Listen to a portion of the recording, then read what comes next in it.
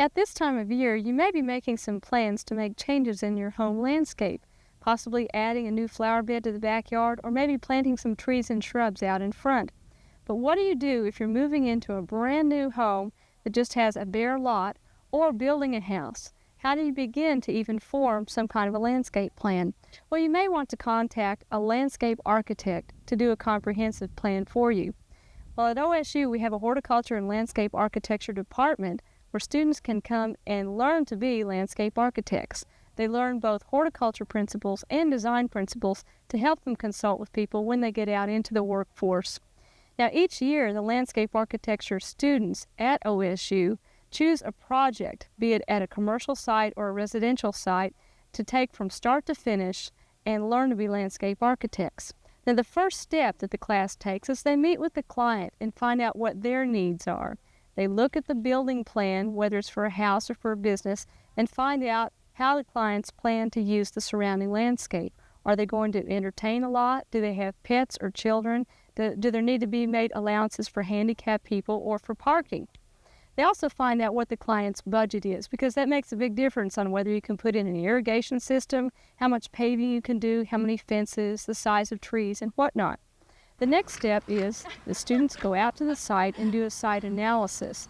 At that point, they look at the lay of the land, how the water will drain away, what kind of soil is there, what direction the sun is coming from. Are there any hills that they need to take into consideration, any existing trees and shrubs that will cast some shadows or possibly break up the wind. They also take a look at the house plan and the style of the home and make a decision as to whether it will be a formal or an informal landscape. Then the students get together in teams or individually, depending on the level of study they're at, and they draw up initial plans. These plans are presented formally to the clients in a classroom setting, and then the clients choose the plan that most fits their needs. Now, once they choose a plan, the clients are set free to either hire a landscape contractor to come install the project so that it's a turnkey type operation, or if they're on a budget, they can do it as they go along, as the house is being built or after they move in. Over maybe a 1 to 5 year period, they can install the landscape themselves. Now, here in Stillwater, we're going to visit a site as part of Oklahoma Gardening this spring and follow the students through as they progress on a landscape design project. Right now, let's go visit their instructor, Catherine Crew, and see how the students are progressing. Well, hi, Kathy. Tell me, what are the students doing out here today? Well, they're trying to get a feel for the site. They've already interviewed the people who own the property, and they've asked them quite a lot of questions about the site. But it's important that they should come and take a look for themselves. Sure. Walk around, get a feel for the slope of the soil and everything. Yes. Do the clients have any special wishes for the type of landscape that they want? Well, they seem to be fairly flexible. They had a few strong feelings about certain plants that they didn't like, which they told us about. But by and large, they just want to see what we can do. Well, great. I see the students walking around with papers in their hands. Have they already drawn up a preliminary plan of the house? No, they haven't got to that stage yet. They're busy really taking inventory. They have to get a feel. They have to see what the existing trees are and estimate them and see whether they are worth keeping. I see. And also see what the rooms of the house are, where the living rooms are and what kind of indoor-outdoor access there is. Okay, and I expect the view looking out is as important as the view from where we're standing, too. Absolutely, yeah. Oh, great. That's very important.